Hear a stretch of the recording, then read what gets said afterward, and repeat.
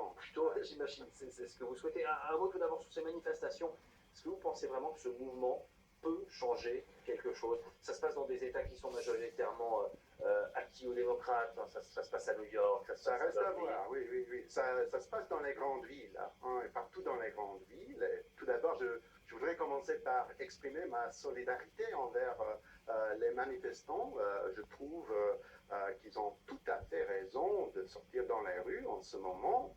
On ne sait pas, bien sûr, si ça va continuer à croître ou si ça va diminuer. On espère, bien sûr, que la police ne va pas réprimer, que ça ne va pas devenir violent, mais ils ont raison. Ils ont raison de manifester et d'insister que le président Trump ne sera jamais normalisé. Il ne s'agit pas seulement d'un mauvais homme politique comme les autres, mais plutôt d'un imposteur. Hein, Mais qui a il triché empêche, le public américain. il empêche maintenant, il est élu, il a été élu démocratiquement et C'est vrai, et c'est vrai, n'aime c'est pas vrai. le Il n'a groupe, pas gagné le vote populaire et il a été élu après des mois de manipulation des grands médias qui ont succombé à ces mensonges. c'est l'argument des pro-Trump aussi, hein, l'utilisation des médias. Oui, c'est vrai, c'est vrai.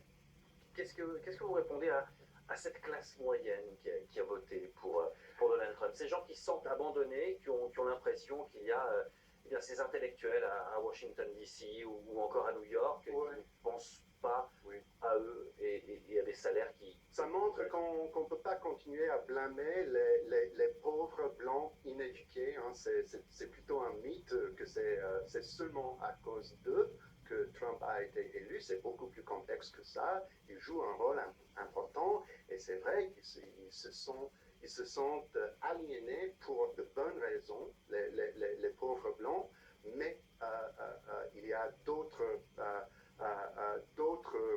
groupes dans la population américaine qui l'ont supporté aussi.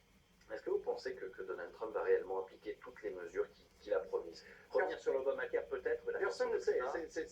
C'est précisément ça le problème. On ne peut pas le prendre au sérieux. La plupart du temps, il ne finit même pas ses phrases. Il faut deviner ce qu'il veut dire.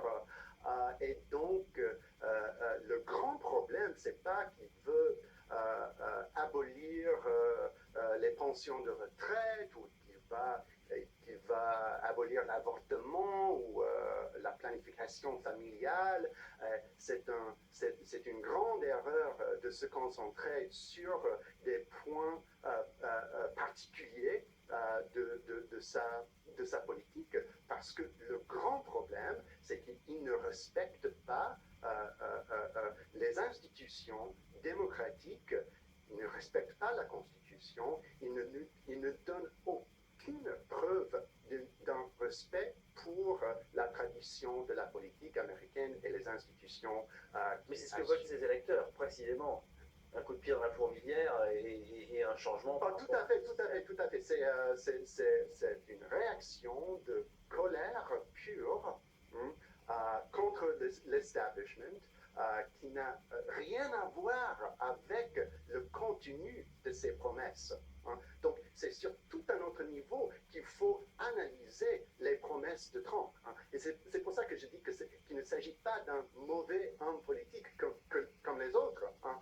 Si on n'aime pas Bush ou Reagan, c'est une autre histoire, parce qu'au moins, eux, ils essayaient de tenir leur parole et d'assurer une continuité avec la tradition politique américaine, qui n'existe plus du tout dans un régime Donald Trump. Merci beaucoup, Justin Smith. On est un peu pris par le temps. Je rappelle que vous êtes le fondateur de ce mouvement qui s'appelle donc... Qui existe depuis 3 jours. After Trump. Oui. Bon, on se retrouvera peut-être dans 4 ans, oui. ou un petit peu moins. Merci beaucoup. Une information à propos